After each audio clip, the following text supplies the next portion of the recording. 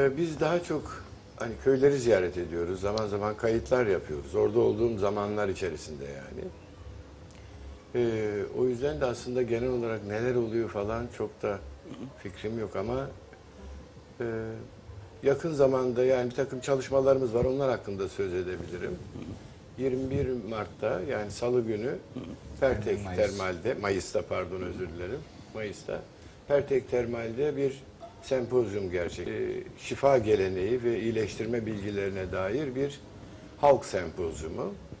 25'e yakın Dersimli yaşlı bir araya getiriyoruz. Bunlar 2 gün boyunca kendi atalarından öğrendikleri Lokman Hekem deneyimlerini, ilaç yapma bilgilerini veyahut bitkilerle ilgili bilgilerini paylaşacaklar.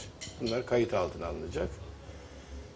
Böyle bir çalışma var. Onun dışında biliyorsunuz biz sürekli orada kayıtlar yapıyoruz.